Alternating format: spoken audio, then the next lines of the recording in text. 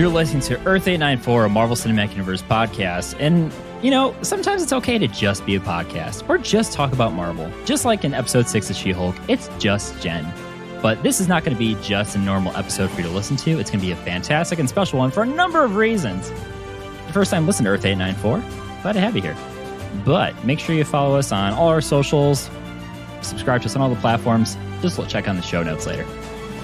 So with me is not Louie, unfortunately. The guy is being the best dad ever, just staying busy with work and everything, but you'll hear a little bit of a segment from him later on in the episode. But before I get to that, I need to introduce you to our incredible first time ever on Earth 894 guest from another podcast from the Multiverse.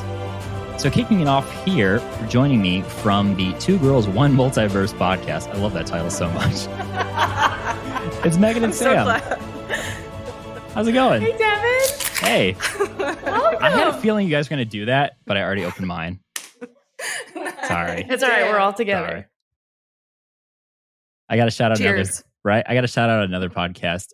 My good friend Lee at the Lights Camera Rant podcast. He was he had an episode with Michael from the Star Wars podcast, and they kicked off their episode too with just cracking open a cold one right on the mic. Love it. So now I feel like it's something like I need to start doing.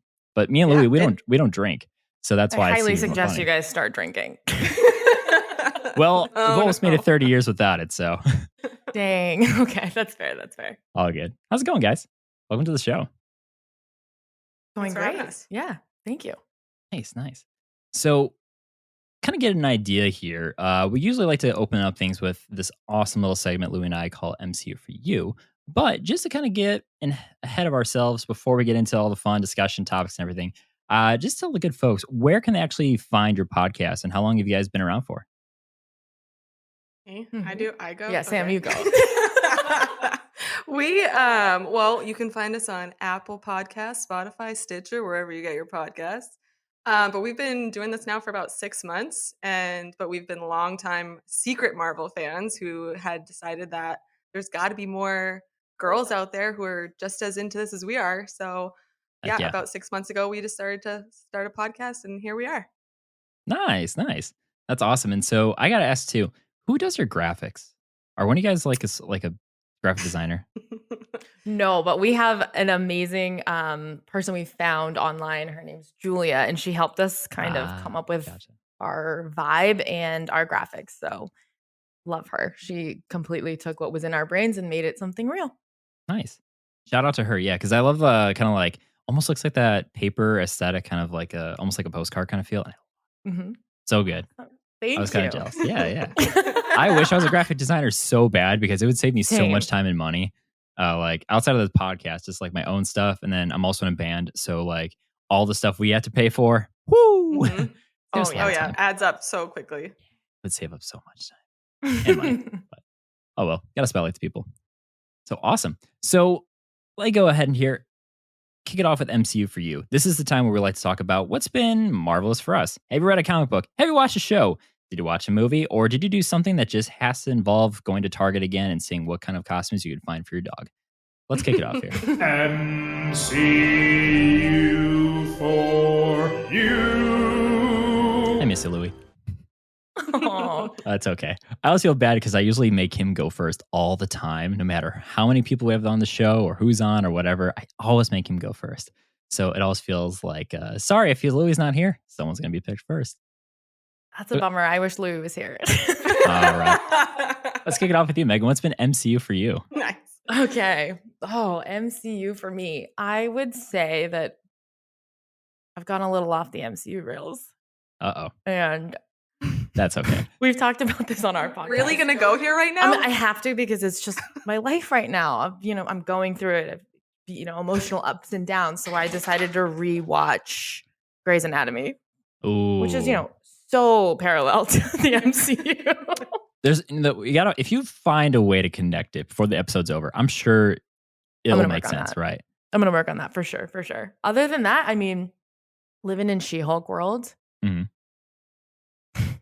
I got a really sick Spider-Man highlighter pack Ooh. that I use with my planner. Hey, nice. Do you want to see it? It's like Go for it. It's like, okay. Yeah. Why have I not seen this yet? Well, you don't live with me.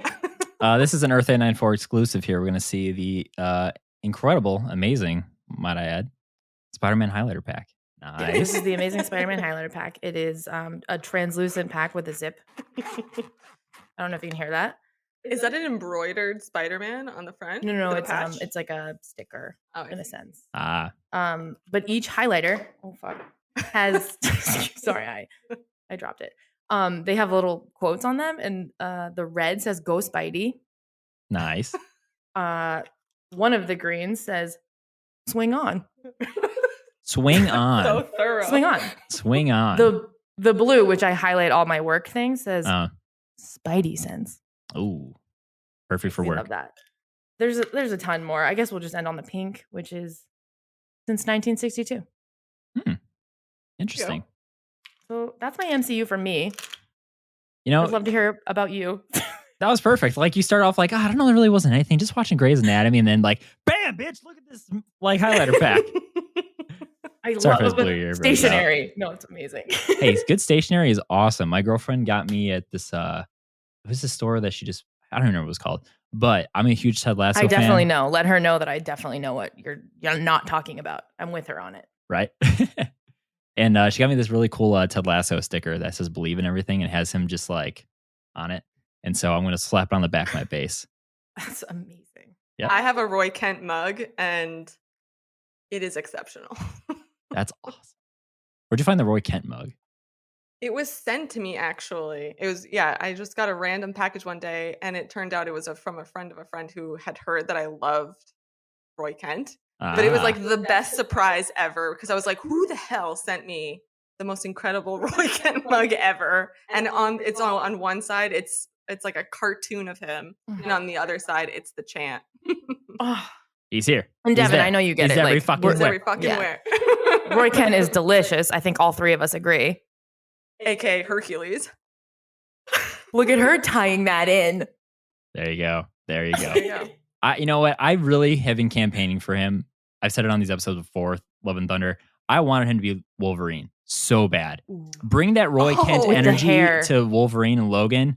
Perfect. He's hairy And as hell. like the grumpy, like grunty. Yeah, totally. Exactly. But Yeah. I'll take Hercules as a close second. Totally. Yeah, my exact reaction in Love and Thunder in that credit scene.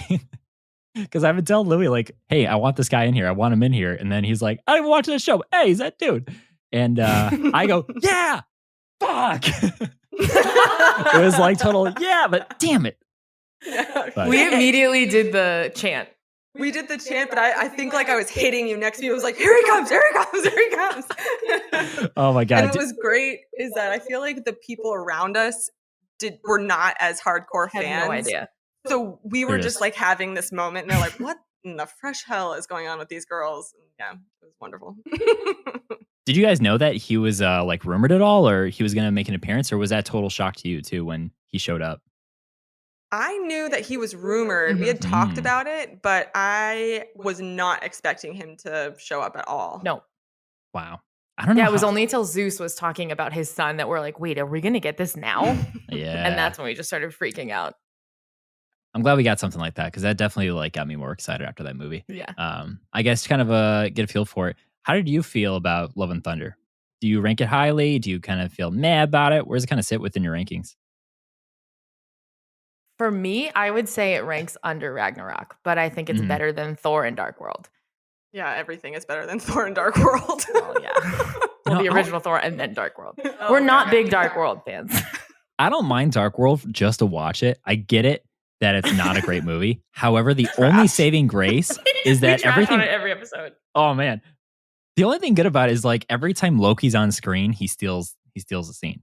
Like some of the best Loki moments in the entire MCU, I feel like are in that movie. I Like, agree. The whole Cap cameo thing, it's great. Yeah, that's totally fair. That's totally fair. But aside from that, I mean, it's hard to kind of defend it. It's a little weird, especially with the Darcy and the intern thing. That's talk about a really weird C plot that didn't need to exist. And like Chris Hemsworth's wig is like so bad the entire like movie. It's just bad. He's wearing a wig. Whoa. Breaking What? news. Oh man, it's fake news. Like his hair. But you know, exactly.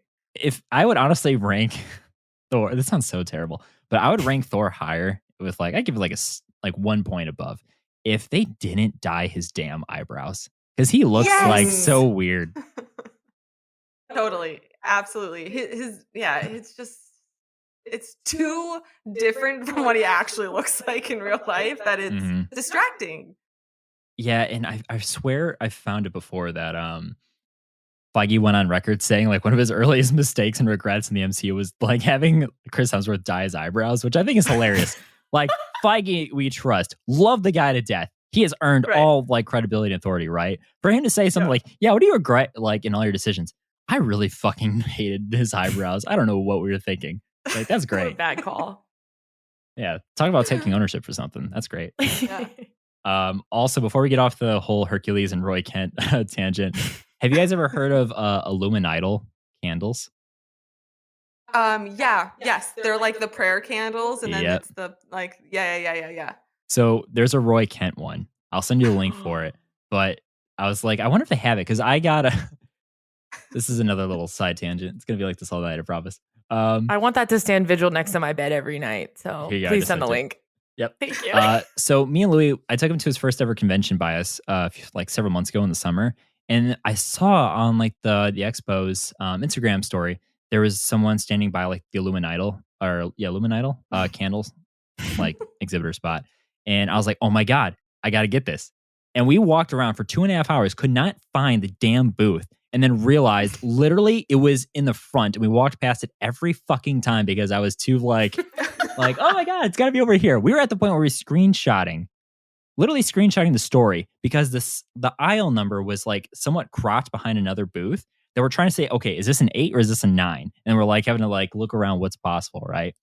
Long story short, I got an Adam Driver candle because my girlfriend loves Adam Driver. Yep. Oh. Yeah. I know. I'm feeling hot about it too. You don't need to tell us. Wait. Right? Since we're already there.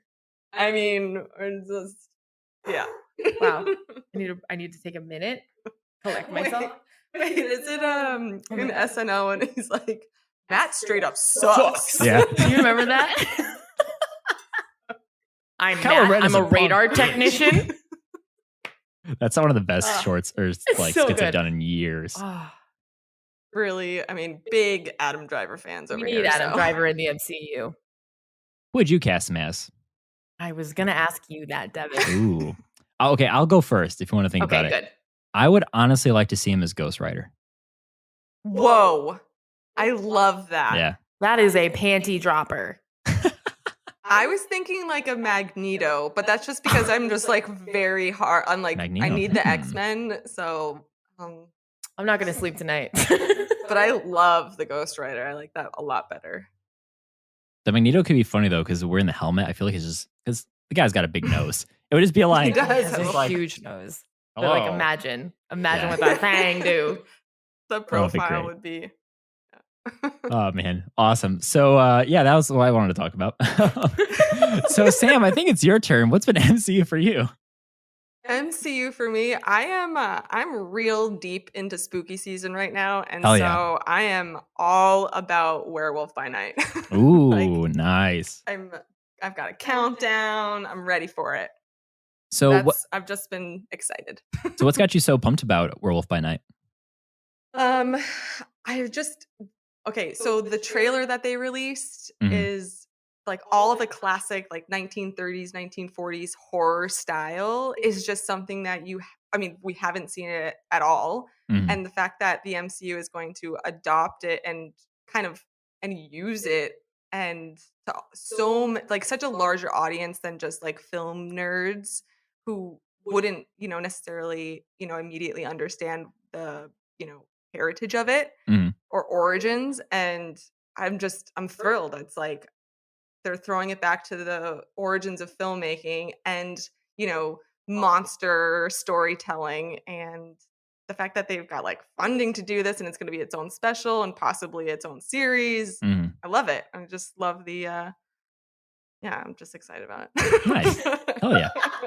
I really like that they're going for it too with like the overall like you said, like the 1930s film, the black and white that really like Mhm. it came from beyond the grave and just like Frankenstein's monster. That's awesome to actually see that they have the wiggle room to do it. And Yeah. when they play that trailer, I'm pretty sure it even said like a Marvel Studios special. Like it had its own kind of like cinematic, right? That's Yeah. what's got me more excited for it because I know, okay, this isn't them saying this is going to be like required watching, right? Maybe. I don't know. I've heard some things about Man-Thing in it that could. I don't really know. I don't really care. Man-Thing, Moon Knight. Yeah, that's the weird thing. Like, do you think Moon Knight's going to show up? I think he We has do. to because Right? there were so many Easter eggs within the Moon Knight series where it kept linking back to Werewolf by Night comics. Mhm. If it doesn't happen, I'm gonna be bummed. And that was when the first appearance of Moon Knight was in Werewolf by Night, right? Yeah. Yes. So it'd be really ironic. And also, it's shitty, but it also wouldn't surprise me if they didn't put him in there. Literally, if we know, like, hey, this makes sense, right? You should put the shape through the shape Right. hole, right? Not. Nah, we're not going to do that. No. Yeah.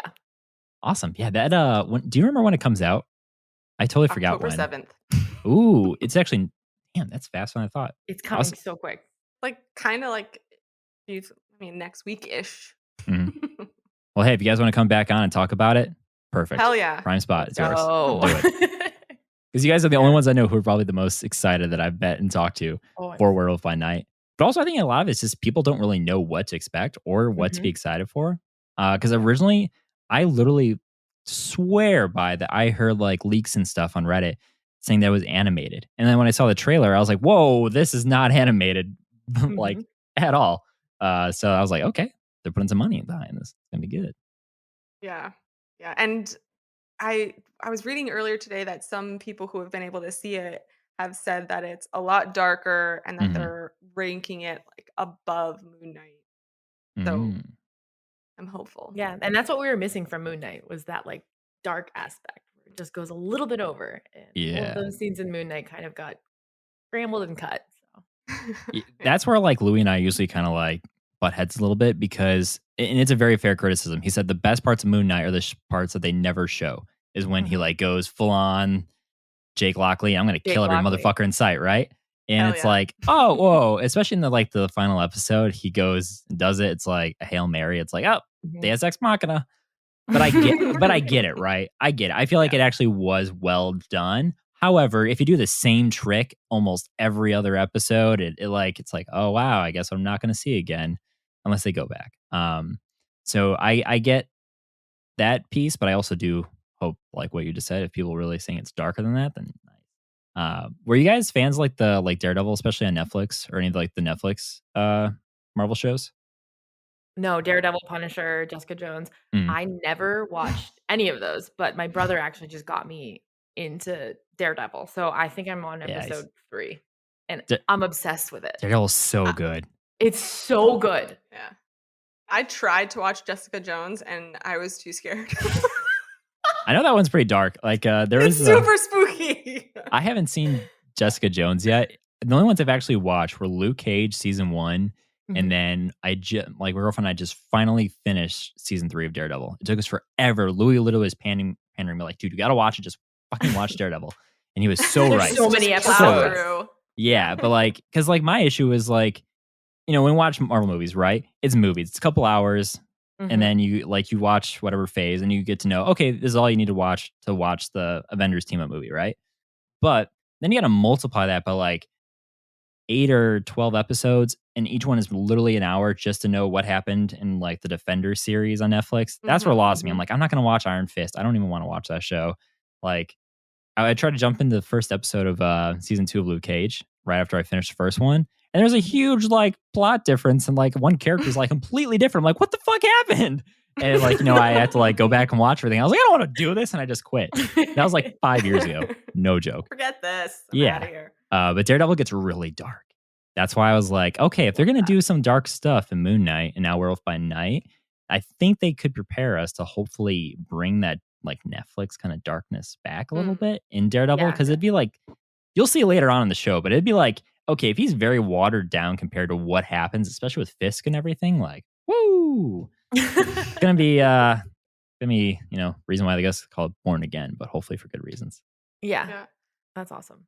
If he's that dark in the Netflix series, how do we think he's going to come into play in She-Hulk? He was just very topical. Yeah, I think that's a good point to kind of transition here a little bit soon. But did you guys see the extended or full clip, whatever they showed at D23 of She-Hulk and Daredevil? No. I haven't either, but I know what happens in it, and I was kind of bummed, so I won't say anything. No, tell me. I love spoilers, and Sam can plug her ears. All right, I'm gonna just be safe so no one yells at me and tries to send me a bunch of like bad stuff in an email. Let's tell them to just send it to me. I can handle it. Spoiler alert. No, I want to do that. Spoiler alert. Is that a spoiler? I think I should Just give us a spoiler? You kind of did. Spoiler alert. Part out. Spoiler alert. Yeah, well, now you know. Now you know. Sorry, Marvel. Whoops. That's out. Tom Holland. He's so sweet. I'm here if you ever need sound effects, guys. Just let me know. I'm obsessed. I realized earlier, I'm like, you have a soundboard? That's so badass. It's awesome. That's why I use this platform. Sponsored by Riverside. Not really, but you guys really should because I've been sending out referral links. DM me at Riverside. Also fix your soundboard. Anyways. Yeah, so basically what happens in the clip, which I'm assuming is going to happen in episode 7 or 8. I thought it was going to be this episode. I heard 8. Yeah. So final warning, if you want to know. Basically, like when they showed his first, like, oh my God, Daredevil's showing up at Comic-Con. He like lands as a cool jump on. Looks like at the top of a parking garage, whatever. So there's an exchange. They showed the full clip, or at least extended, where Daredevil is talking with She-Hulk. So she's in the actual Hulk form. And they're talking about, like, you have the privilege. It's a really great line. I'm going to butcher it, but he's like, basically, you have the privilege of defending people in like the true justice system, but also what needs to be done. He's trying to say you can do both good in the like your heroic form and legally, which makes you like an incredible like asset to everyone out there and like, morally great. But know when to actually take action when justice fails you. I think he says like justice fails. And apparently they almost share a kiss. I guess they lean in and something's gonna get hot and then nope, cut it off. They just drop us off. That's why I didn't want to spoil it because I'm actually like when I heard that I was like, ooh, low key. I would not low key, but I would kind of ship high key. I would ship Matt Murdock and Jen Walters because this dude's blind. No. Dude's blind. Yeah. And there's been such a focus on her dating life. Yep. That's a bummer because that means the wedding guy didn't work out. But we think he's evil anyway. I think he's a baddie. Yeah. I don't know anyone who said no. He seems generally okay. He seems all right. Yeah. He's like too good. He's too nice. He's like also great. way too accepting of everything. Yeah. Like, red flag. I don't. Yeah. But I could fantasize about Jen Walters and Matt Murdock. I could do that. I'm seeing it. We got it. Well, someone's seeing it, right? It's working. Yeah, so that's essentially the scene, and they do a little bit more of like a talk and everything, but it's basically like that. And I think they're like trying to like sort of do some sort of So, and this is the final piece I remember, and then I'll no more spoiling on it. But they're trying to like observe and do some surveillance on some bad guys doing some nefarious things. And they're not sure like how many people were down there, but he counts them. He's like, oh, there's like 26 or something like that. She's like, how do you know? He goes, oh, I counted their heartbeats, which is cool because he's got all these crazy ass senses that are heightened. So badass. So like that's like super hot. that's so cool. It's so good. And that's like only one scene. That's one scene. Yeah. So I'm hoping he's not just like, a 5-minute thing. Just keep him in the not whole like episode. A Wongers and Madison situation. I want him to be in the storyline. Yeah, and I think that's why they've been saving him towards the end because I want that to like really fully flesh out. I mean, yeah. At this point, MCU for me, all I did was try and read comics for like the 1200th time. It takes me forever to read anything. Are you guys comic fans at all, or have you like dabbled in them? I actually can't read. Well, they have the talk to you version. They have the audio descriptive text. So, they have the audio descriptive text, and they've started doing those graphic audio experiences. Yeah. And I started, which I was wondering if you made it through Secret Wars yet. That's what I'm struggling to read through. I cannot get through it on an audio book version. I don't know why. I feel like okay. So are you reading held up? Are you doing this original Secret Wars or the 2012 or the second version of it? No, the original. Oh God, that must sound terrible on audio because like, not trying to sound bad, but there's some very not even archaic is a way to put it. Just some like really, just whatever would be lower than campiness text Because they're always saying like, oh, my photon blast, blah, blah, blah. And it's like, oh, like it's so fucking cheesy. But that was comics, you know, in like the early time. But it's like so saturated. Louie. There's so many panels that I've skipped in Secret Wars where I'm just like, oh, okay, he's just fucking narrating the same shit he does. Like, I get it. You have vibranium. Like, come on. Yeah, I think I'm finally on issue 8. I've literally been reading this since December. I've been trying to read Secret Wars to prepare for this. That's the running bet. Am I going to finish this like small event comic run before the movie comes out or not? Like, that's how bad it is. But I'm finally on the episode, or like not the episode, the fucking issue where we finally get to see the symbiote black suit Spider-Man, which is why I've been here the whole time. Yeah, but I feel you on that. It's a struggle. Yeah. Well, it's funny because when you were saying that you were reading it and you kept getting stuck, I was like, it's the same in the audio way. Yep. That makes me feel a lot better about it. I thought it was just me, like, you're not a true fan. You can't even read this, like, historical, monumental, like, event out there, blah, blah, blah. And, like, someone's going to come all comic book store guy me from, like, The Simpsons. Be like, how dare you? So it's good. But also, I had no idea they actually had an audiobook version. I was totally just pulling out of my ass. I just made that up when I said it earlier. No, they've got a few of them. A few of, like, the bigger series they have. But that's cool. Yeah. I kind of want to listen after I finish it, though. See how far I can make it. I caught on to them because I spend a lot of time in the car, and I was like, how do I do something that I enjoy, but not, I don't know. That's entertainment in a way, and it kind of feels like I'm reading. Right. No, I'm not. So it's fine. I listened to all the Harry Potter books because I couldn't read them because I had ADHD and I can't do it. But someone's like, no, that's certainly not reading, asshole. I'm like, all right. Back off our dude, Devin. Back off.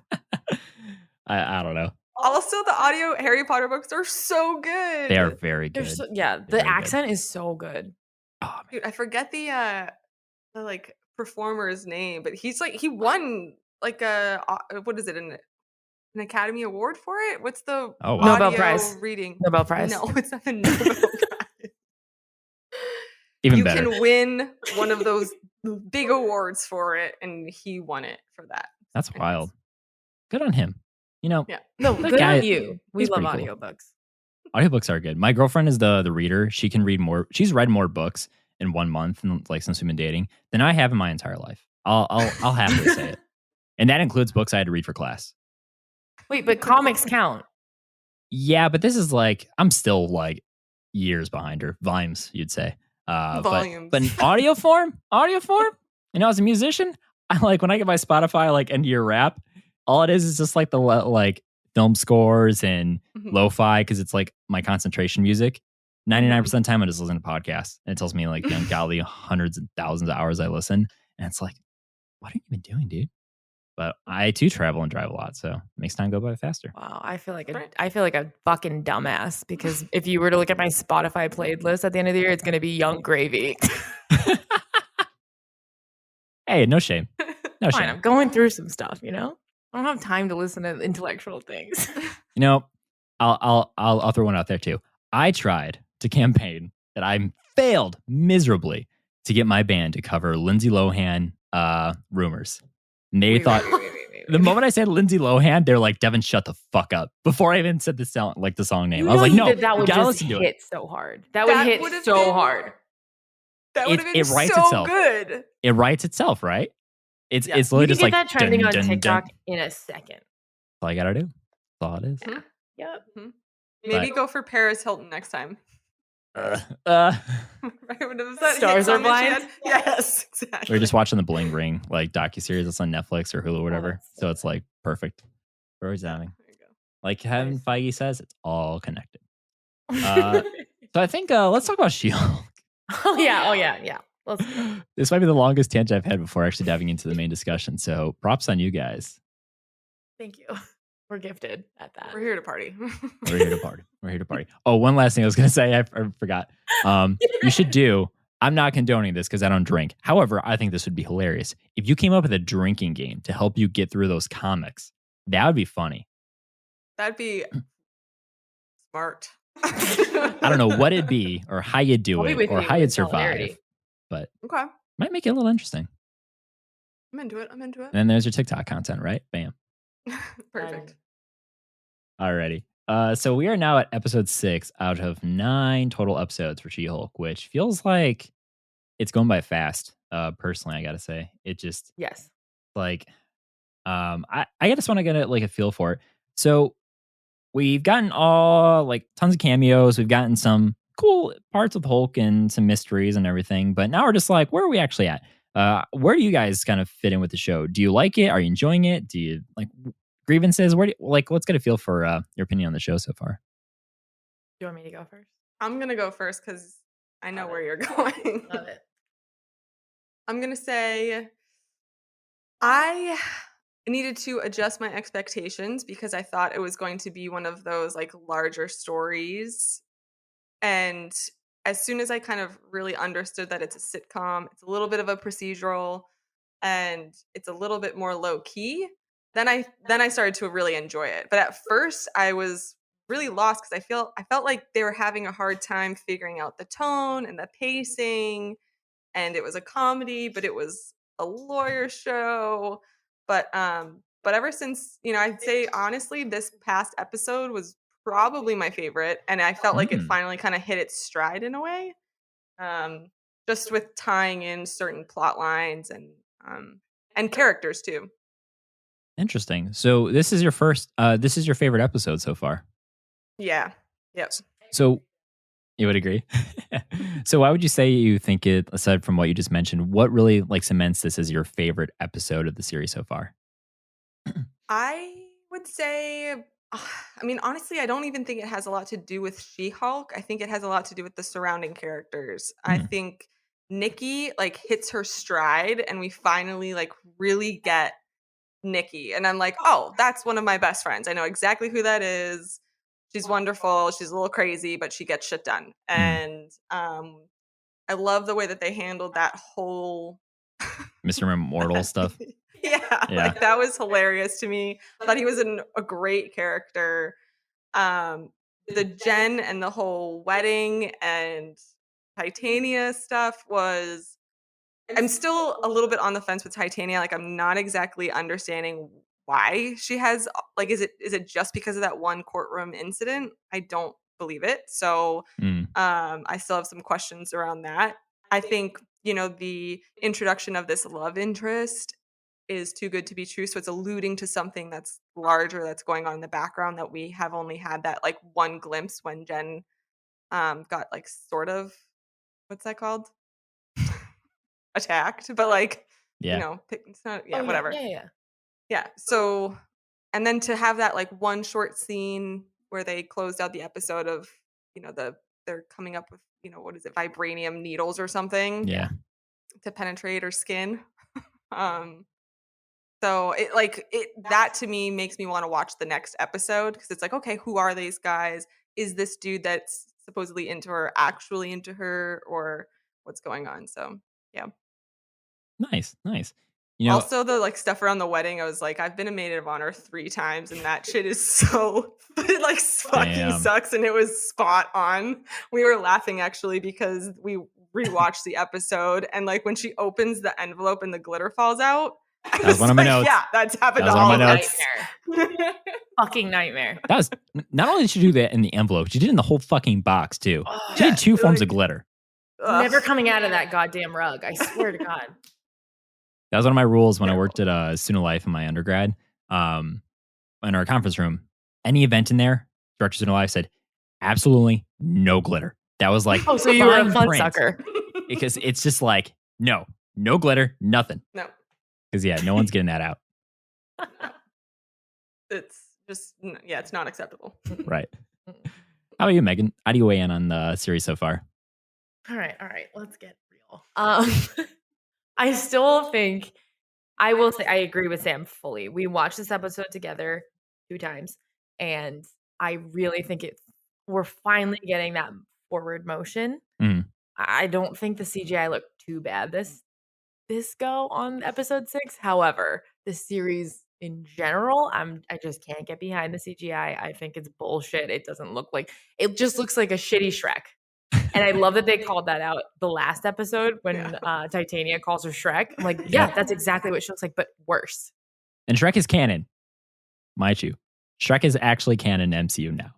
That was my best takeaway for that episode. Yes. I'm a huge Shrek fan. Like, we got into this on our podcast. I'm a big ass Shrek fan.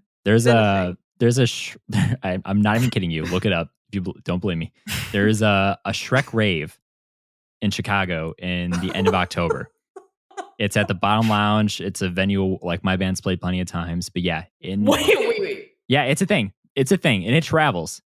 Look it up, Shrek rave. People dress up like fucking ogres, and like they get the full on like you're in a swamp. It's a rave, and it's legit.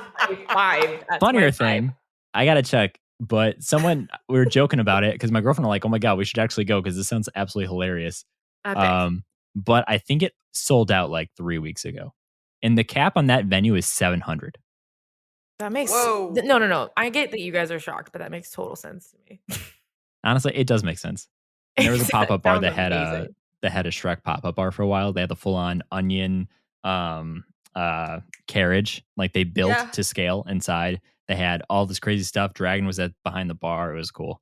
So Shrek. Devin, hot take. Shrek 2 is even better than Shrek 1. That's the first sequel I've ever watched that was better than. It's the Empire Strikes Back of the Shrek saga. I'm sorry. Are we going to just skip over Godfather Part 2? Yeah, we are. Because we're talking Shrek. Shrek 2 I need a hero sequence? Fantastic. Are you kidding me? Goosebumps. Oh my God. The fairy godmother? That bitch dead. Listen, Boots, it's so good. Every single part of it. And like it rips your heart out when the dad turns into a frog. And it's so good. And he croaks. I could go on and on. Yeah. No, Shrek 2 is great. So good. When he gets hot, it's so good. That I'll say it again. That's my ideal man is hot Shrek. And scene. Oh man, that I was talking about She-Hulk. Yeah, I'll bring it back to She-Hulk. No, this is totally fine. I can go with this 100%. If Louie was here, he'd probably be rolling in his head like, Devin, what the fuck are we doing? Who are these girls? Not in a bad way. Not in a bad way. He'd just be like, hijacked the podcast. This is now all about Shrek. This is Shrek now. Oh man, I love and miss you. I'm the captain now. Outside of the fact that She-Hulk looks like Shrek, I think that as I know you made a lot of sense with the fact that it's just a series. It's just every episode stands alone and we're not building towards anything. That's just not how I roll. I like to build towards something, which makes me feel like there's got to be something that is building behind the scenes. I feel like some of the boyfriends she's had, they're building something behind the scenes, and I think it has to do with the intelligentsia. Mm-hmm. I think some of them are probably working behind the scenes, getting information out of her. That one douche that she dated that was asking whether Todd. Vibranium can pierce through her skin. Todd's a fuckboy. Todd is a fuckboy. boy. Yeah, 100%. Yeah, absolutely. You know who's not a fuckboy? Shrek. Shed. I didn't say Shrek. Shed is my dude. You know, I gotta pose a question about the Incredible Hulk in a minute. The Incredible Hulk, my dude. Because they're definitely setting something up there. Intelligentsia, though, that is something I totally forget, and like I totally glossed over that they introduced that. And I know apparently intelligentsia is like actually a pretty big deal in the comics and everything. So yes, it is. It's kind of like, hey, guess what? Campiness, fun, wedding, haha, inconvenience. Look at this shit. You need to remember. Hey, it's like the weird kind of like, I don't know. This show is very well written. I'll 100% back it. It is very well written. However, I have found myself enjoying it less and looking forward to it very less. And I think part of it too, like when they showed that Daredevil end credit, not even end credit singer, but like showing like, oh, look who's coming in the show of cameos. Look who's coming. Guess who's not coming? We're doing a fucking wedding. Goddamn wedding. Oh my God. I was so annoyed. I woke up in the morning. I was like, what the fuck? But at the same time, like that's what speculation does to you. It's a Mephisto all over again. When you over speculate, you let yourself down even further, and then it makes it even like then it makes it hard to enjoy something, because it's not their fault, but right, yeah, and that's like my weird inconsistency with the show. It's kind of like okay, yeah, it's kind of seems like it's all over the place, and that's exactly like when we got that Daredevil glimpse, and then it was the wedding episode. we both were like, "Oh, are you kidding me?" Yeah. And then by the end of it, wait. we were kind of laughing through Yeah. it. We were like, "Okay, fine, whatever." There were a lot of callbacks to the comic books. I love that she had that polka dot dress for the rehearsal. That totally brought me back to She-Hulk comics, which was great. And then the Intelligentsia, which I did a little bit of digging, and that's basically the place where villains get their knowledge. And MODOK is a huge like source behind Intelligentsia, and we're gonna actually see him in Quantumania. Spoiler alert. Have you seen some of the leak merch of MODOK from Quantumania? No. There's some leak stuff. I mean, Intelligentsia, I go on the real world version of it called Reddit every day. But if you go on like the Marvel Studios spoilers subreddit, which is great, but also it's been fucking terrible lately. In terms of like not really leaking stuff, people are just like, They're probably just like a bunch of liars. Honestly, I feel like it's a bunch of people being like, "We want Avengers merch." You joke. I bet. I have a friend. Shout out to you, Thomas. After that episode dropped, it was last week, episode 5, right? Yeah. He sends me a snap. He goes, "Did you watch episode 5 yet?" I'm like, "Of course I have. What's up?" He goes, "Look what I bought." He already bought an Avengers shirt, and then he sent it to me a few days ago. Full as day, full on Avengers shirt. He has it. And I didn't realize that the purple Hulk that they put on there has a fucking porno stash on. I didn't realize that. He legit has a porno stash. I thought it was just like a bad lip that like trace and like darken for whatever reason. It's a porno stash. That's amazing. It's That actually makes fantastic. me like it so much more. It's great. There's some great merch out of these like shows. This and Miss Marvel with like the Avengers Con. That's some good shit. Absolutely. I just can't find it. But yeah, there's some leak stuff. You can see what he looks like. It's not full on like this is MODOK. Like if you saw him on screen, it's more of like kind of like a vector kind of, I don't know, just simple design. And it kind of looks like Yellow Jacket. If you just made him in a MODOK form. So it makes sense because, you know, Darren Cross. Which I don't know. Yeah. I saw him in real life. He's not as tall as he seems on screen. Okay, I think he's a short king. Ish. Wow. Okay. He does look tall. I totally thought he was tall. He's not. He's not. Well, Paul Rudd is a short king. Because he and I were like eye to eye, and I kept being like, "Is that really who I think it is?" And it's just like my brain wasn't like computing. Was he looking at you like, "Is that really who I think it is?" Yeah, he was honestly like, "Why the fuck is this stranger eyeing me? Staring Like, at me. won't break eye contact. I'm gonna call security." So can we take another tangent? So break down the story. Where did you run into what's his face at? What is his name again? I forget what his name is. I only knew him His from real House of name. Cards beforehand.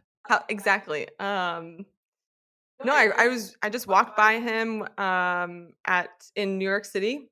We were getting coffee at the Strand, a very lovely coffee shop and bookshop, and he went in there, so I went in there.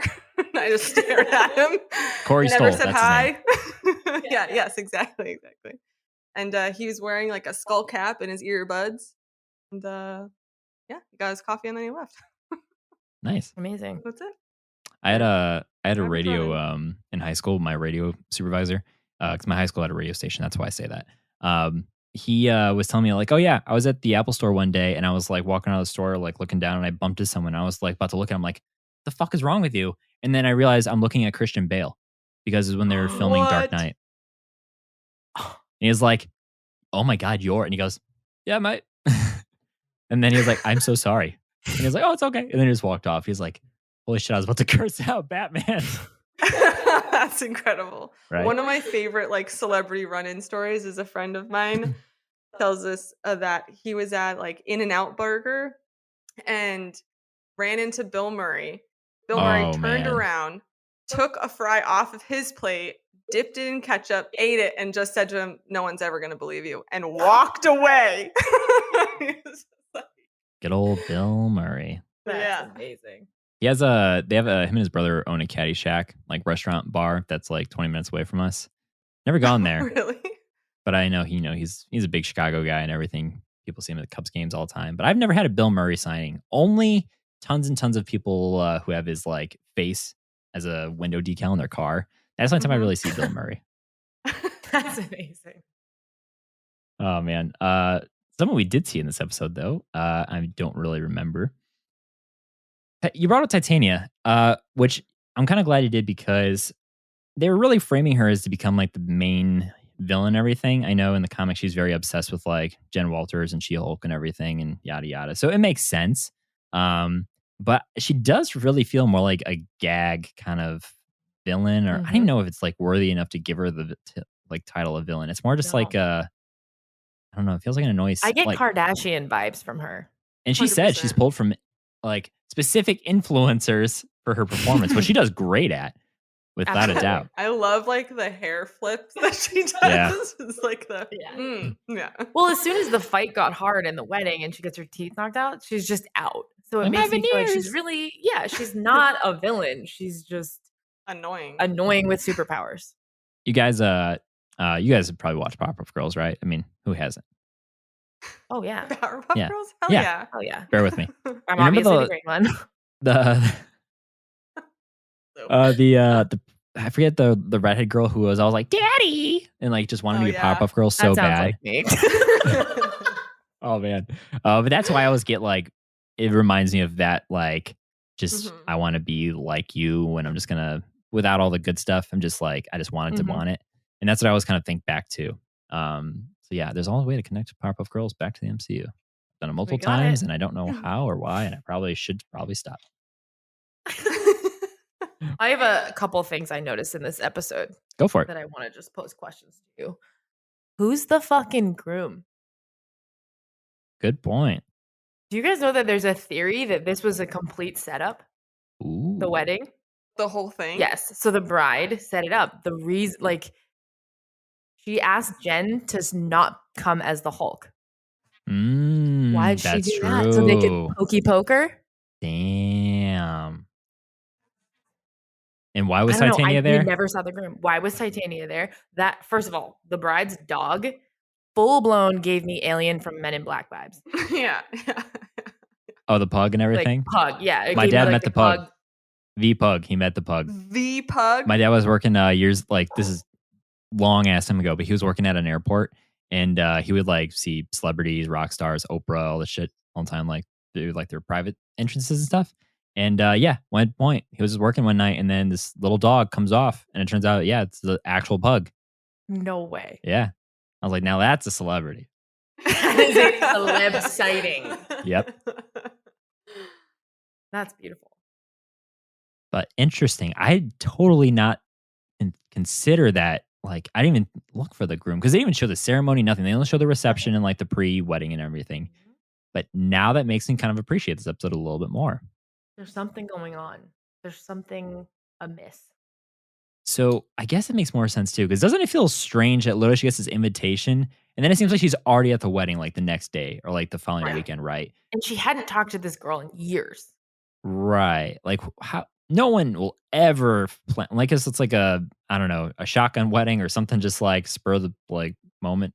That's a lot. That place looks pretty expensive too. For small and dingy that did not look cheap to just like have on like a whim, but interesting. And why was Incredible Hulk there? He was obviously invited. I don't know. It just something is up. Chad. I feel like Chad is one of those things. If you try and look into it, you're not going to find any answers. I think you know what, Devin, you're full blown right on that. but in saying it, Chad is definitely going to be Red Hulk, or they're doing another fucking like, because if you look at it, there's a breakdown. He's got a red air horn. Everything he has a red reference. He keeps like wearing red. He has like a red something. If you're watching the credits, there's more red. So literally every time he's seen, and I think this is even before this episode, he's wearing something red or there's something involving the color red. So who else would make sense other than to have someone in the Banner family who can actually maybe have that weird genetics? Chad becomes the actual Red Hulk. Or they're doing all this to just completely fuck with us again. And then guess what? Nope. Chad he's just Chad. It's actually this guy. It's just Chad. Yeah. Wait, I like that theory a lot. Did you hear the other rumor that happened this week? I saw it this week.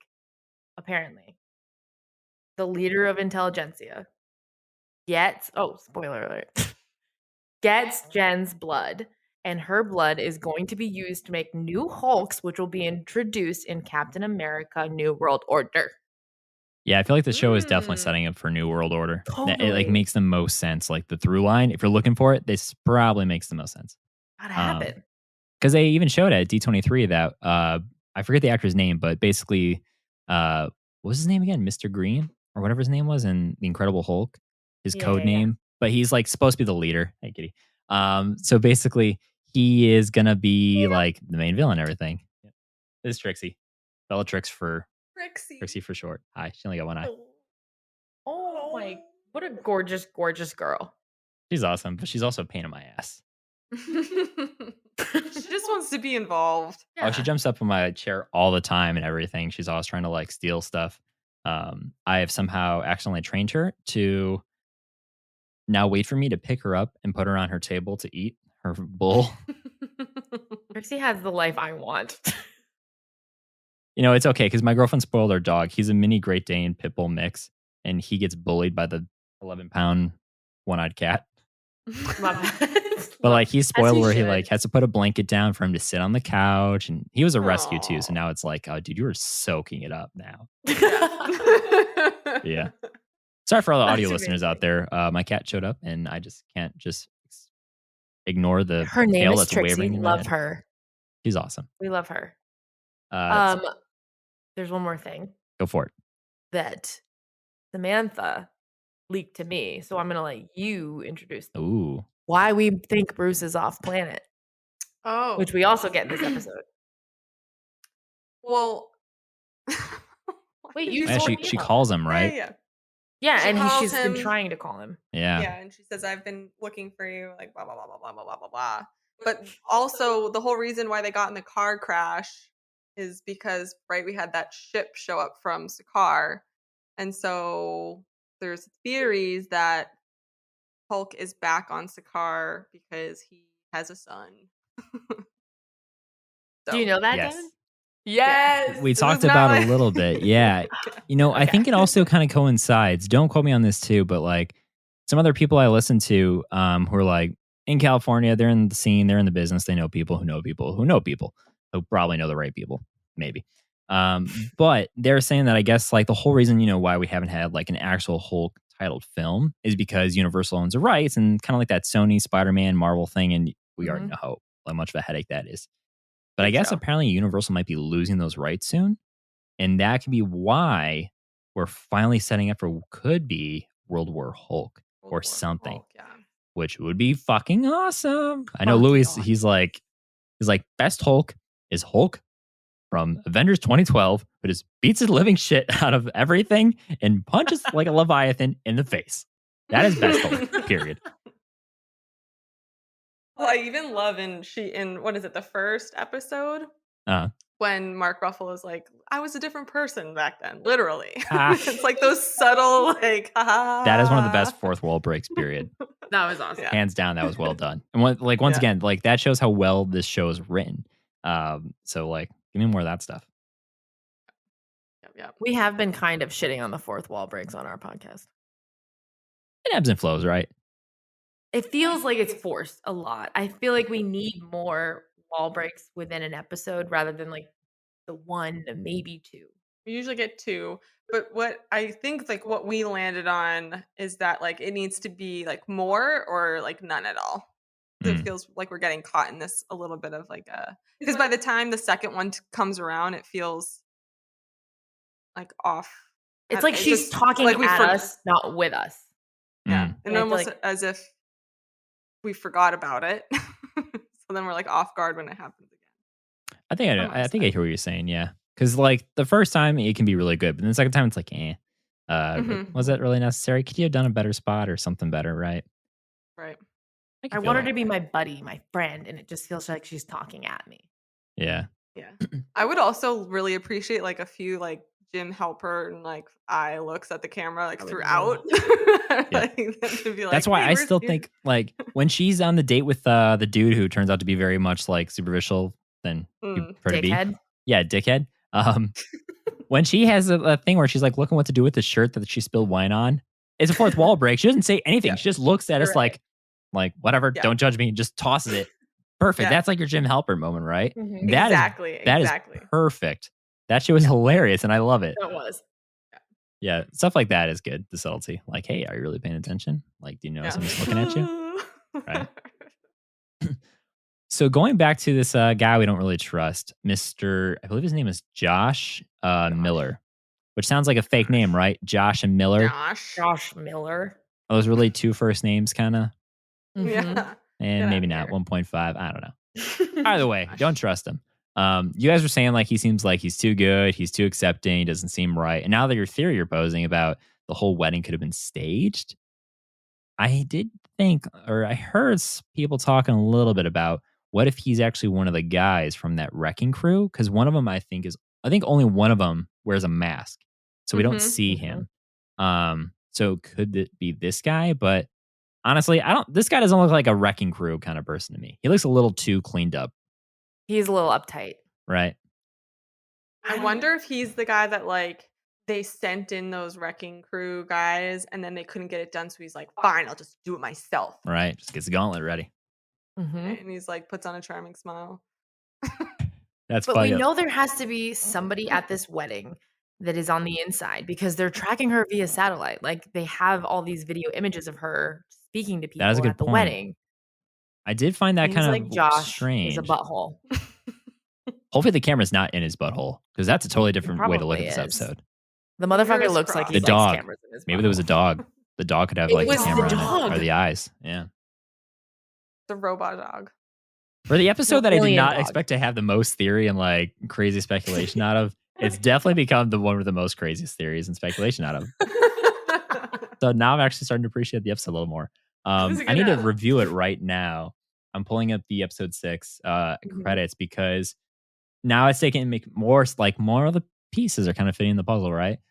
Because I believe, do you remember what the actual what's her face? The bride. Do you remember what her name is? No. That was the one thing I could not remember. Yeah, and I mean it really doesn't matter. But I think in the end credit scenes when they do these little like cool almost like the illustrations and stuff, I believe she's making out with Ched. It may or may not be. So why would the bride who literally just got married be making out with the DJ? Unless she is that shitty of a person, which let's be honest, probably based off the glitter alone. But yeah, if you're making out with the DJ and all this weird stuff, that could be another reason why it's fishy. It is fishy. I think we're onto something today, guys. Oh yeah, okay, I see it now. It's around the 5:50 or no, 5:45. There's like photos when they do like a photo booth. We see one Jen sticking out her tongue with that Josh guy, and he looks terrible in this illustration form because he's a scumbag. Yep, and then we see Ched just dancing, and he's wearing a red blazer, and then yep, he's making out right here. He's kissing the bride. There we go. Oh my god! It says Lucy and Adam, or Lulu and Adam. I guess her name is Lulu. Lulu, it's Lulu. Yeah, that is totally Lulu. Yikes. Who the fuck is Adam? Yep. Could Adam be something we haven't thought of? I'm gonna have to like go crazy here. I mean, yeah, I can't say this is a Warlock Adam. that's even I can't believe myself on that. I can't run with that one. But maybe there's something to do with Adam. What if, right? Now that's an episode I'd watch. There we go. Freaking Louie. Also, Devin, were you not promised a post-credit scene every episode? Yes. I'm glad you brought this up. We're at 2 episodes that we have not gotten one. 2 episodes in a row.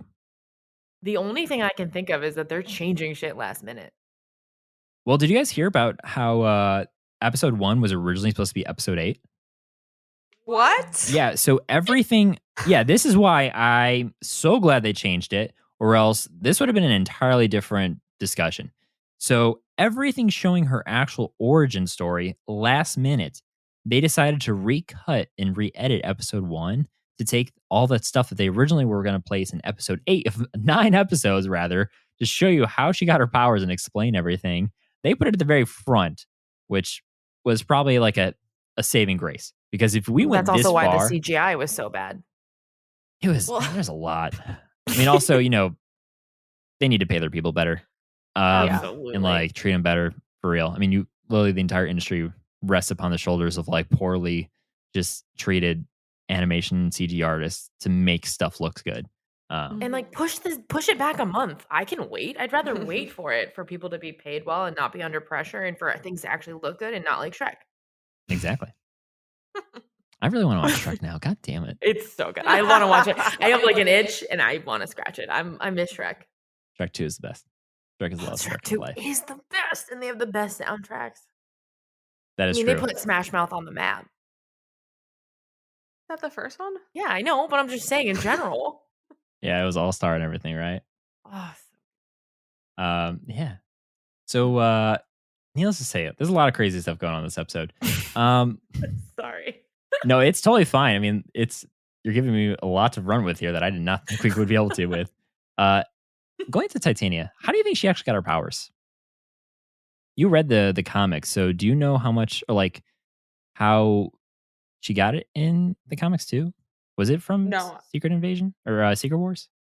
I don't know. And she's actually on my list of characters because every week we kind of go into like a deep dive on one person and their origin story. And she's been on my list because I don't understand her at all. Yeah. So I'm not sure. Yeah. Do you know? I wish I did. Well, I've heard a little bit saying that she is and she's not a mutant. She got her powers. Maybe it was Brian from Miss Marvel Minutes podcast last week who literally probably told me this and I just do not remember it. So I'm sorry if that's the case, Brian. Shout out Brian. Yeah. Devin's not listening to you. Oh man, he's never going to come back. We love Brian. He's like our third co-host. He's awesome. He was one of our first followers. Brian is, honestly, we fucking love Brian. To the point where we have to remember, okay, we can't talk about Brian all the time. That's how much we love the guy. He's awesome. Go check out his podcast. But I think he was saying that she actually got her powers in Secret Wars because there's some point. I think I've actually read that issue and I'm just totally choosing not to retain that part of my memory. Okay. But needless to say, I think, if this whole wedding is staged right, and if Titania is, of course, there for whatever reason, and that reason they did give seemed kind of like bullshit, she probably either is gotten her powers from what's it called, the super soldier serum, or they're doing some sort of experiment to try and like replicate the Hulk power. I mean, which really was another replication, a failed replication of the super soldier serum. I hate that alliteration so much. Super soldier serum. The SSS. But yeah. Good. Oh man. Cool. At that point, one thing, yeah. I got something. Go for it. Let her rip. Which I think this is where Daredevil is going to come into play. And I was hoping it was going to be this episode, but it'll be further out. I think we're going to see Madison with 2 N's and a Y, but not where you think, and Wongers. Because when we get introduced to Madison, she says she made a deal with the devil. You know? Go on, Devin. Give it to me. Give me the rest. Who is it?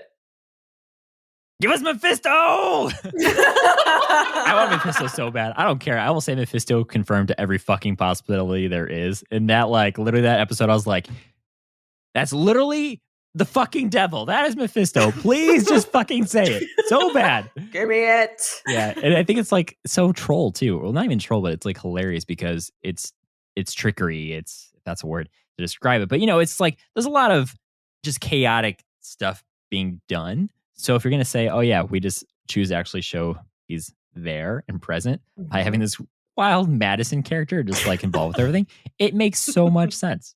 And I'm totally here for it.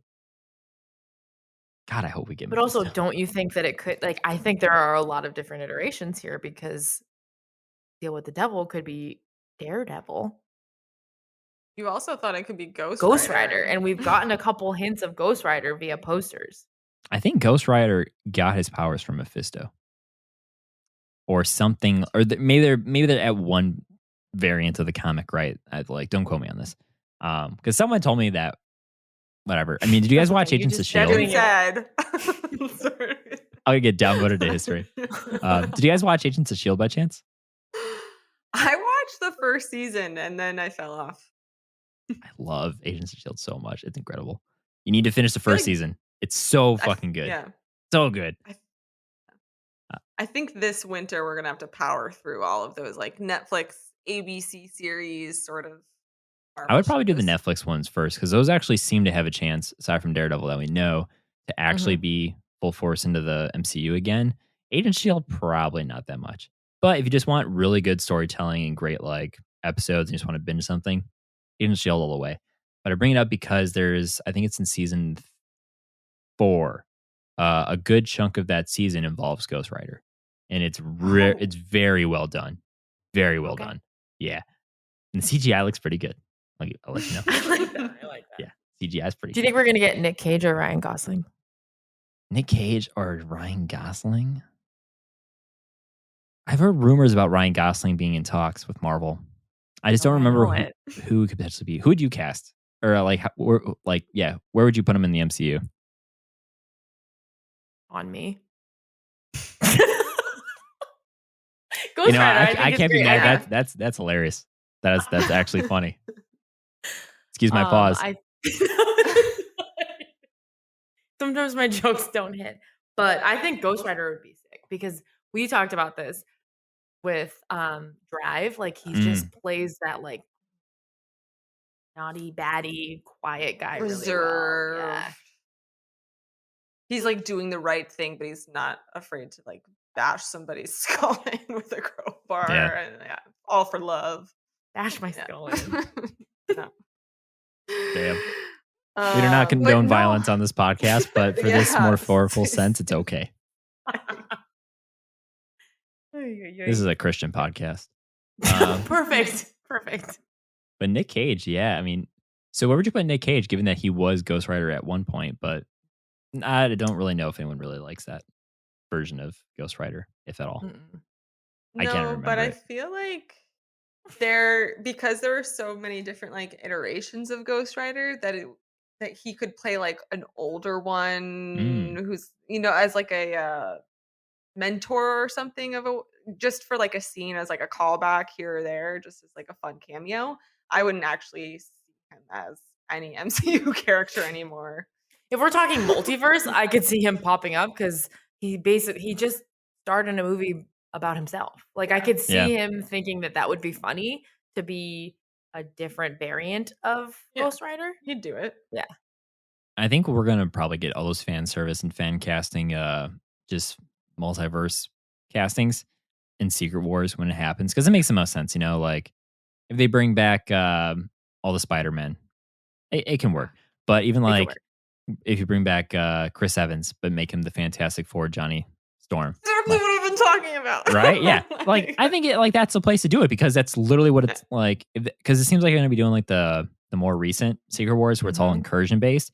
And that's a lot more than just what they do in the OG campy original Secret Wars. So and I know that we're never going to see Chris Evans as Cap again because there's just been so much surrounding Anthony Mackie's character as Cap.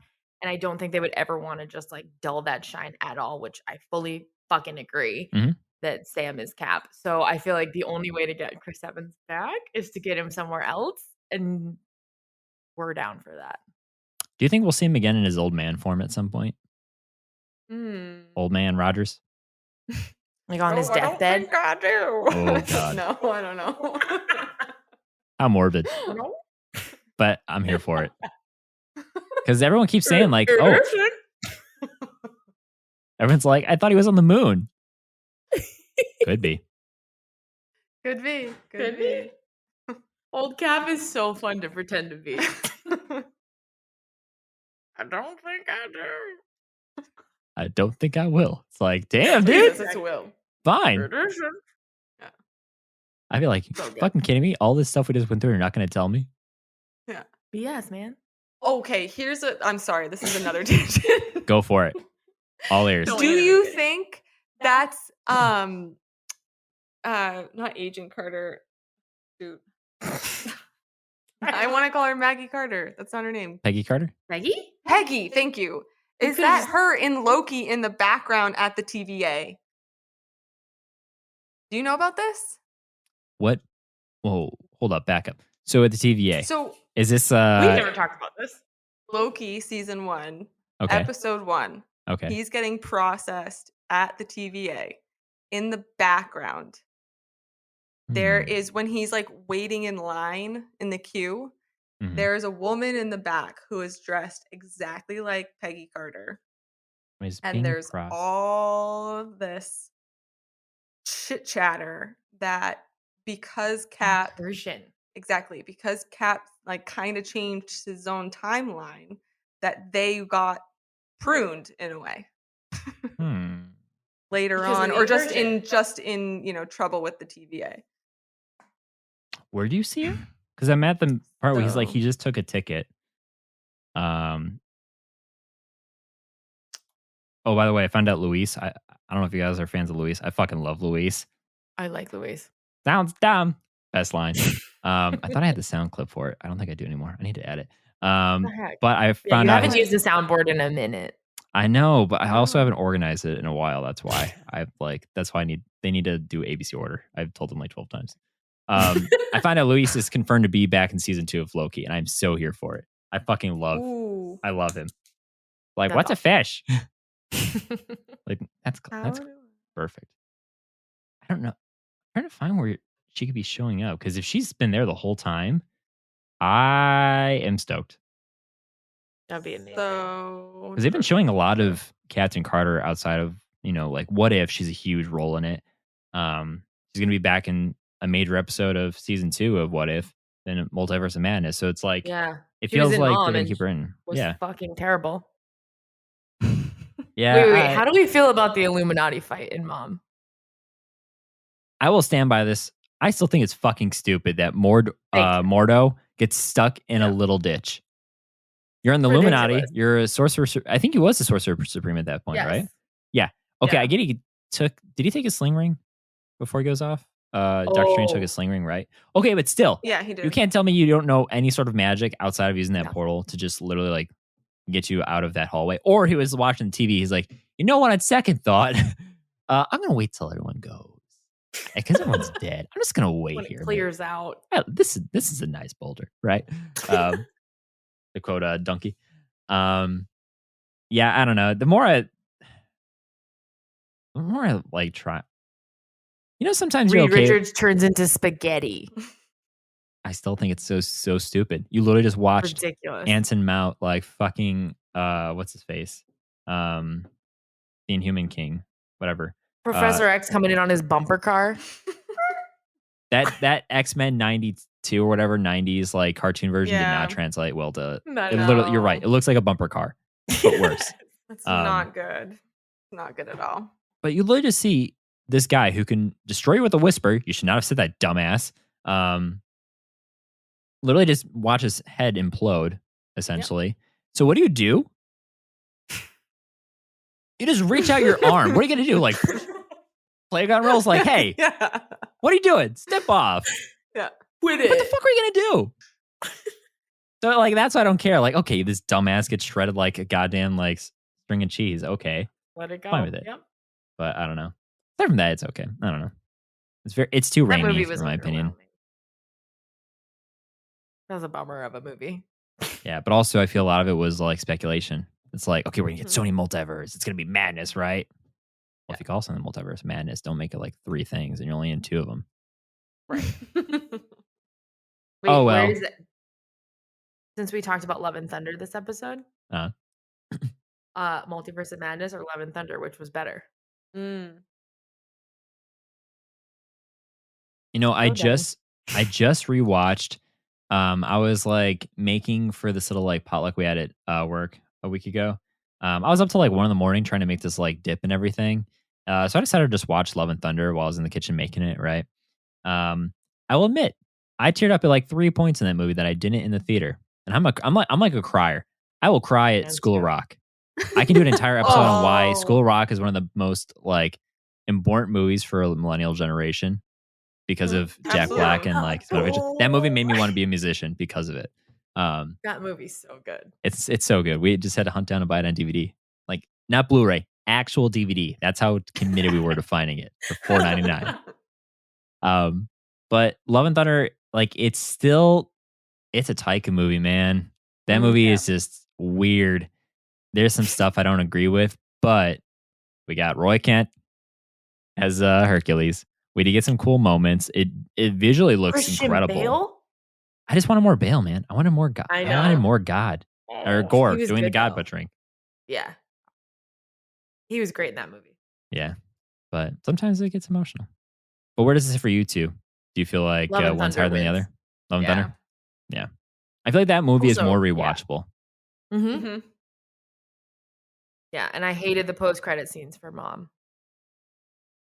I called it literally when we were watching credits was roll. I was like, I guarantee you the fucking end credit scene is going to be Pizza Papa punching himself in the face. So as soon as we saw it, I'm like, Go. I could have written this. I would have Jealousy. given anything to know that ahead of time and save myself 15 minutes of black screen and white text scroll. Excuse me. There are a lot of people on those. Sorry, they're those great. fights. We love them. Samantha's in the film industry. Are you really? Yes. Oh, So wow. I am usually one of those names. Oh, shit. No way. You know what, babe? You get an IMDb credit. That's great. Wait, hold up. That's I got where you get- IMDb open. We gotta find this now. We gotta scan your IMDb page. Sam, what is your last Mine? name?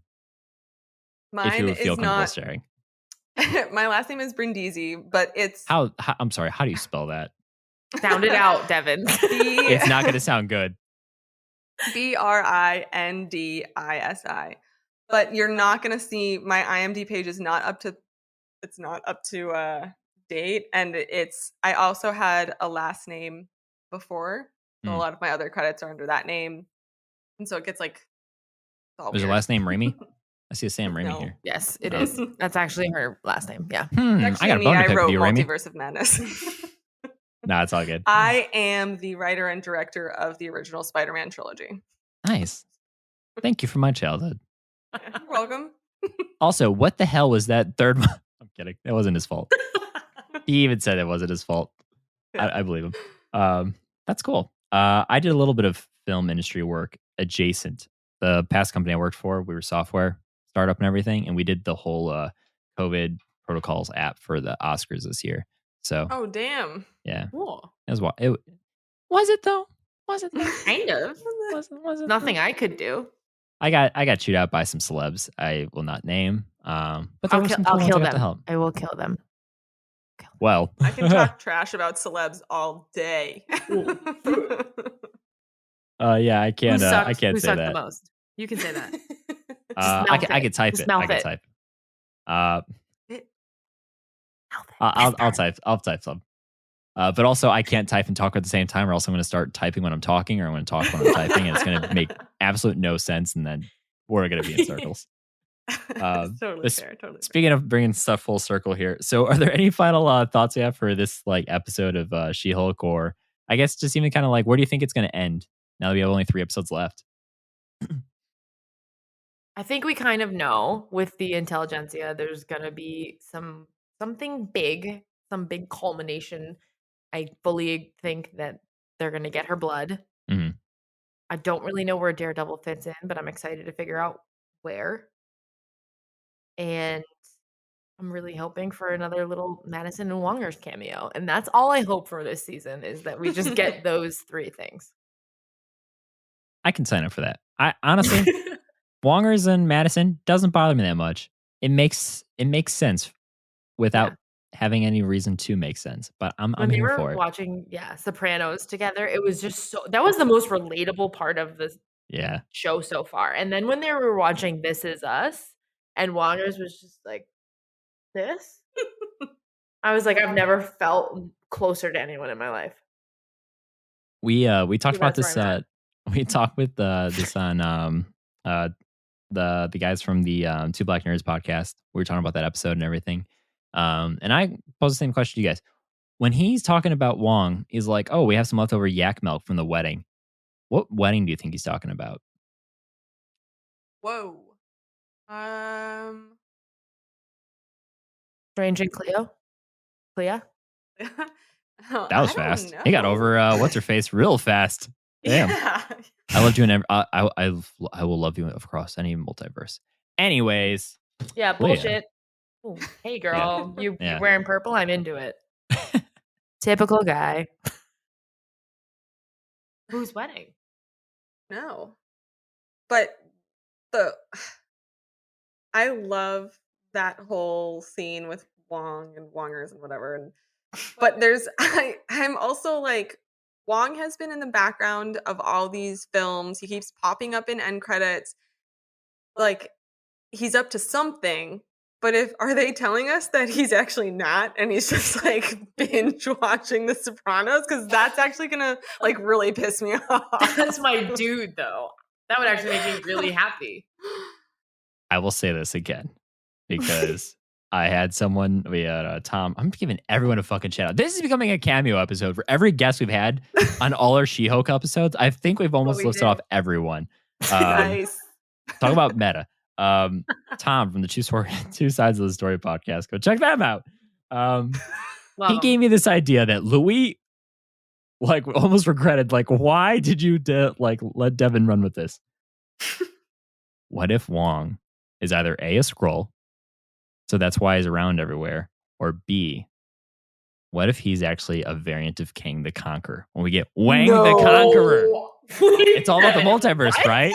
So Wong is everywhere, Kang is everywhere. He said, I'm going to be everywhere. You don't know how to fight me and all that. He's giving those warning signs at the end of Loki. What if Wong is actually a version of Kang this whole time, or he's impersonating him, right? No, dude. No. Wang the rocked Conqueror. Our world. Okay. Yeah, sit on that. That one's that's my crazy ass theory that I will stand by because it makes no sense. But like I said, why is Wong in literally everything? Just enough sense that it could be. I don't know. Now all I'm thinking of Jonathan Majors, and he's a delight to look at. His performance in Loki was exceptional. He's great. He's very good. I think that he's gonna. Isn't he similar to Doctor Strange, where he looks the same in every universe? He's Strange and Wanda are the same in every universe. Kind of like a Nexus being or whatever they call it. Yeah. So no to that. But Skrull makes so much the Skrull, sense. That's where I'm like, I'm super excited. The thing I've been looking forward to for years is Secret Invasion. And after that trailer, even more hyped for it because I want to know who's been. I don't think they're going to go crazy with it. They're not going to ruin our core Avengers. Like, oh, guess what? Like, Hawkeye's been a Skrull this whole time, right? They're not going to go like that crazy. But I want to know who's been a Skrull this whole time. Yeah, we've like kind of theorized about like War Machine, right? Yeah. And then obviously Nick Fury has obviously dabbled with the Skrull. But Fury's in cahoots. He's up to something. But who else? I really like the idea of Wongers, which is his new name. I really like that. That makes a lot of sense because he's like rudderless. He doesn't know what he's doing. And also, I feel like, I don't know why, but I feel like Wong actually doesn't give a shit about pop culture, but like a Skrull from a different planet would like love to be like, ooh, listen to like, what are the humans watching and look at this shit that they call TV and da-da-da-da. He's listening to Beyonce in the library in Doctor Strange. He's listening to Beyonce. That's right. Okay. He worked at Target for 9 years. Plenty of pop culture. Absolutely.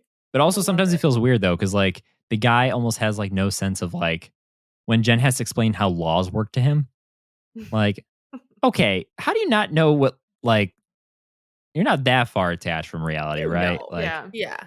And also Wong literally every fucking time, and maybe this is a him and Strange thing, I'm sorry, but like every time he's on screen in anything, he literally always has to like transition to saying like the multiverse of blah blah blah, like something saying like doomsdaying, like we're on the precipice of blah blah blah to unknown territories. He's always giving like this warning, right? Like we get it. Also like negative energy. Yeah, but he's always talking about it. So why is he always talking about it? Is that his only conversation topic? He doesn't know small talk, so he has to talk about like the fear of the unknown. So everyone's just like, damn, and he's like, Wong out.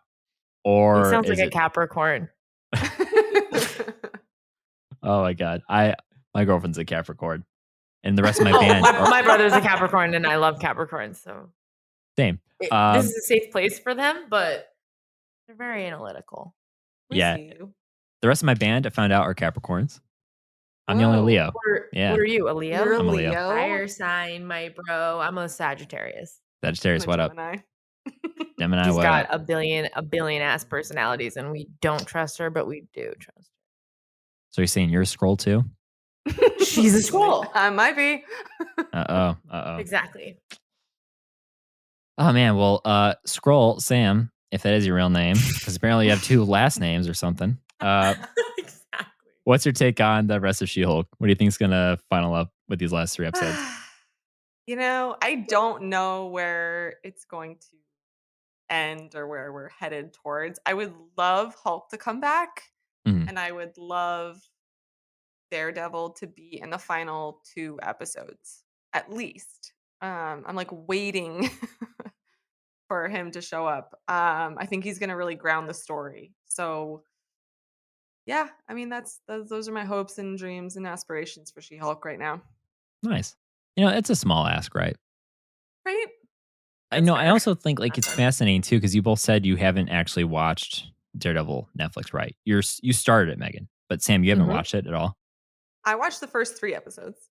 Okay, so that's why I find it's very cool, and it's. I think it says a lot about the character, right? Because if you haven't seen all the stuff that makes him so damn cool in the Netflix shows versus me, who I've seen it all finally after a year and a half of doing this damn podcast. It's like that there's a reason why they're putting more emphasis on him and Wilson Fisk and give him 18 episodes of his own show on Disney Plus. There's a lot of hype for that, and I think it's a good transition or stepping off point. But it says a lot to you guys are hyped, I'm hyped. Doesn't matter what your knowledge of the character is or anything. It's cool. It's okay, Spider-Man's coming. Yeah, it's gonna be a good time. We're into it. Exactly. Heck yeah. Love that. I mean, his cameo in No Way Home was unreal. So good. That was about the time I started watching Daredevil too. So if I wasn't, there was someone who definitely, I forget who told us, but they were watching. They're like, who is that guy? What? Oh, it was Jeff, the guitarist of my band. We went to go see it. And at first he's like, why are people getting stoked from him? I'm like, dude, that's fucking Daredevil. He's like, oh. Why I loved it so much. Oh, yeah. Why I loved brick. it so much though is because it was completely unexpected. It wasn't rumored, or at least to me, I didn't know anything. And so when all of a sudden he catches the brick and you see him, you're like, wait, what? There was He's a really good lawyer. Very genuine surprise. I appreciate that. So good. So good. Before we go into your segment, I just want to watch. Have you guys watched No Way Home since seeing it in theaters? Oh, fuck yes. Oh, fuck yes. Does it still hit? I own it on Apple. Nice. Does it still hit? Good. Does it still feel good? Does it still hit when Toby and Andrew come through the portals? Every time when she's like, crawl around. Crawl around. Crawl around. No, I'm not going to. Okay, fine. You get the cobwebs up there? Yeah. Nice. Every time. It's so nostalgic. I mean, I grew up before I even knew what Marvel was Tobey Maguire's Spider-Man. Obsessed with it.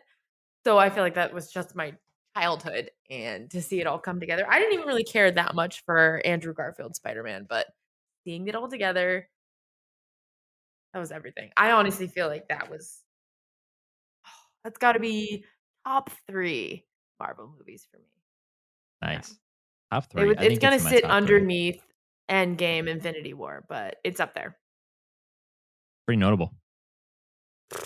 That's why I bring it up too, because what were you gonna say? I was just saying, have you watched it continuously since? Spider-Man is my favorite character in all of Marvel. I love Spider-Man to death. However, I don't think I've watched it since seeing it in theaters 4 times. You scumbag. We also saw it in theaters 4 times. Nice. I actually watched it at work one day. I bought it on Apple and it was on my laptop, and I was like, fuck it. And I watched it at work. Yeah. Nice. We won't tell you. We won't tell your job. I just sent it. It's fine. You can tell him. Fuck him. But reason I bring it up, because Louie brings up a very good point.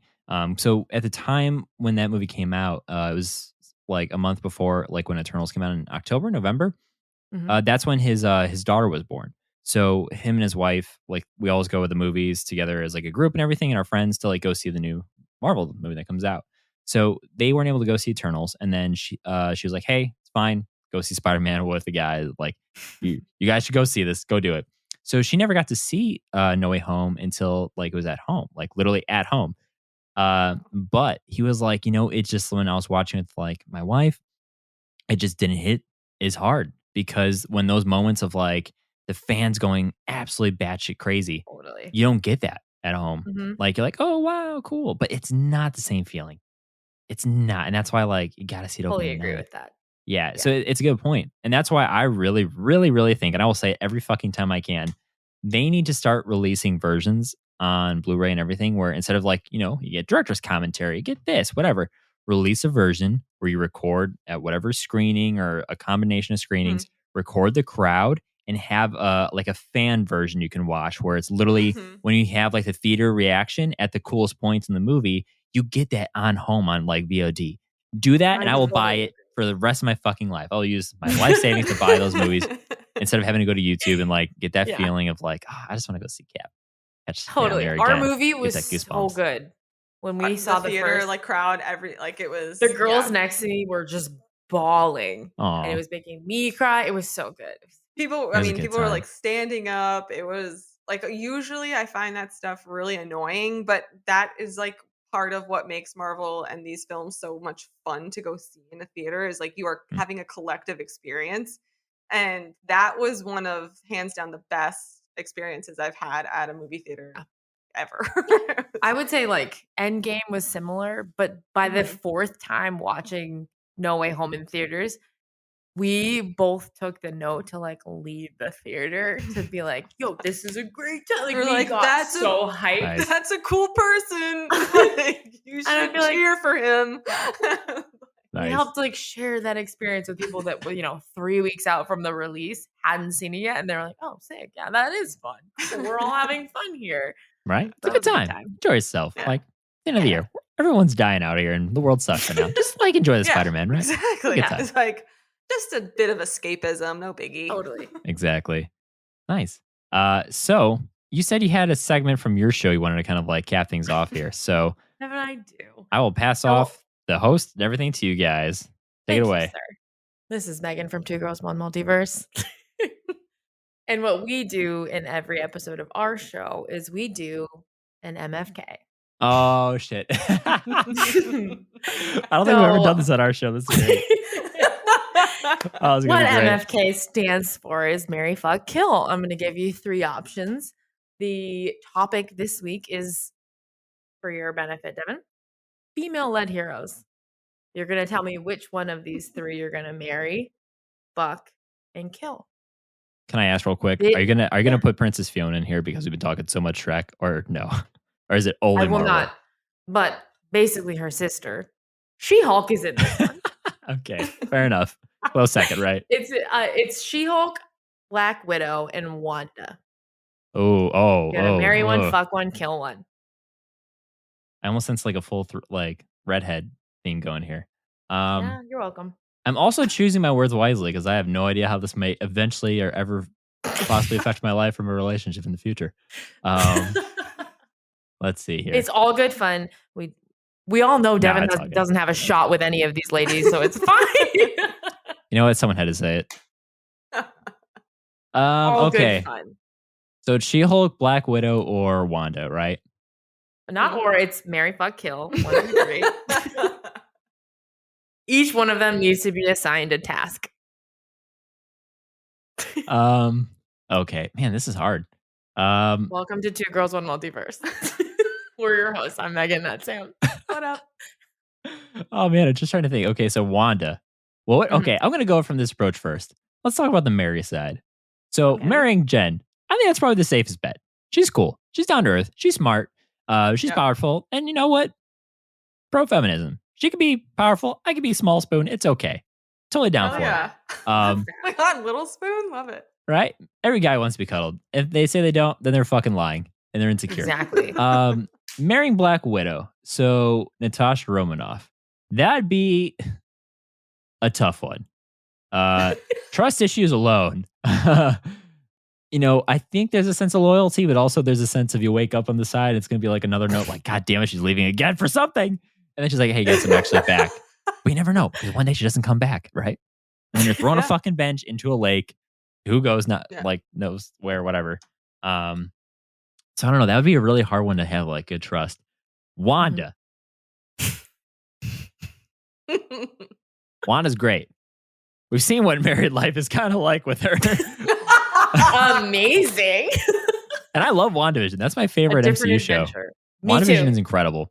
But it also brings up the sense of like, okay, if I die, I might not be dead. And it may not be me. And there's a little weird kind of like, I guess, questionable morality at play with that part. But is it trying better? to bring you back? Yeah, I don't know. I just don't know like how stable that'd be.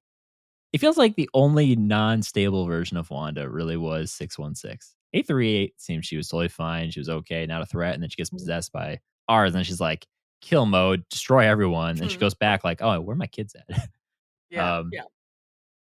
And I apologize if I'm drowning this out, but I'm terrible at choices. Hey, you know what? Talk it through. We love this. Yeah. I think I'm gonna marry Jen Walters, She-Hulk. I think that's the married life right there. I think that's good. She'll treat you well. She'll throw you around. We love that for you. I think I have to kill Black Widow, which is terrible because she's already dead. I want to add to that. Yikes. Sorry, it was for the stone. Which is ironic because that's my last name. So, and yeah, of course, it means like I have to fuck Wanda. So I guess I lose in all three scenarios, right? Poor me. No, that's terrible. Right. Okay, that's a good one. Sam, give me yours. I think I'm gonna fuck Black Widow. Fuck yeah. Like very acrobatic, right? Mm-hmm. And then I'm gonna. Sorry, your delivery Wanda. was that price. Perfect. Like I'm gonna fuck her. Fuck yeah. just great. I'm gonna kill Wanda because I think she's crazy. Love it. And I'm gonna marry Jen Walters for sure. Love that. Okay, so you both are gonna marry Jen. Respect. You're gonna marry. Wait, you don't get to answer for me. No, you're totally gonna marry. This is my moment. Wanda. What we need to understand is that I am primarily toxic. Oh. And you know what? I like excitement. As we've talked about, I'm a Sagittarius. I like a little fire. I like different things. Yeah, I'm going to marry the shit out of Wanda. She's going to take me to a million different universes and we're going to have a blast. That was one hell of a I'll be honeymoon. here, Agatha. I'm into it. I am absolutely going to fuck the shit out of Black Widow. Hell yeah. Again, acrobatic as shit. Beautiful. Yeah. She's got a great pedigree. I'm into it. Got a great ass. Great ass.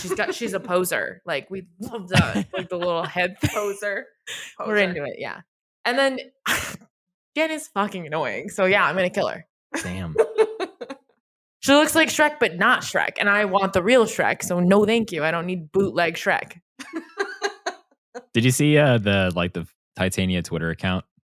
No. It's legit. I think she's actually verified too, but it's another marketing tactic. But she actually tweeted something about like hashtag Shrek on keto or something, and it's like it's perfect. Or keto Shrek. If you go and find it on Twitter, it's hilarious. Done. It's happening. That's incredible. Oh man. Well, but that wraps up our segment. Thank you for that, Devin. No, thank you. That was hilarious. Like I said, I think that's the first time I've ever done that on the show that I can remember. So that was a good time. So for a good time, if you want to hear more of these kind of just sections on your episodes and everything, where can people find your podcast? Where they can go and listen? You can find us at 2 Girls, 1 Multiverse. We're on Apple, Spotify, Stitcher, wherever you get your podcast. You can find us on Instagram at 2 Girls, 1 Multiverse. Our website, 2girls1multiverse at gmail.com. Wherever you want to find us, you can find us. I'll give you my cell phone number. No. Find us anywhere. You'll find us through Earth 849. We follow them. Just search 2 Girls and we'll be there. And we'll all be best friends. Perfect. Or just check the show notes. Yeah, that too. There you go. That's it. I'm nice. Easier. I put it in the show notes because it's sometimes in a mouthful, and like I've done a couple guests on other shows, and they'll be like, "Hey, where can they find you?" And I slur my words because I speak faster than I think. So sometimes I'll say like one word, but I say 2 words at the same time, and then I just look like I had a stroke. And so like I've I had to remember. Oh wait, that's actually not our handle. So that's why we're in the show notes. I've done that. I actually once Googled before. us today, and if you Google 2 girls, 1 multiverse, you'll find us. Nice. There might be some other stuff happening, but you'll find us. Just gotta make sure you filter Eventually safe get search there. on, right? Absolutely. Well, awesome. Well, thank you guys so much for being on the show. You're more than welcome to come back at any time, especially for Werewolf by Night. We got to talk more about that when it comes out. Count in us literally, in. But 2 weeks, like you said, I can't believe how fast this year is going. I remember when I was like in Michigan, where I was like, okay, She-Hulk's coming up. I'm going to try and get a guest on for every episode from another podcast, right? And then I'm like, oh my God, this is almost done. And also my dumbass forgot to count the number 6. So we saw that. you're the only show who actually noticed that and did not question me. Or everyone else has not questioned me because they don't want to be rude. But I was we like, just don't want to hurt your feelings. We got you, dog. We got you. I noticed We like a week noticed ago. it. Yeah. And I was like, God damn it. I was like, okay. Oh, man. But all good stuff. Well, once again, thank you guys for coming on the pod. Go check out their show. They're hilarious. They're a great time. Thank you so much, Devin. This was so much fun. Thank you for having us. It was a blast.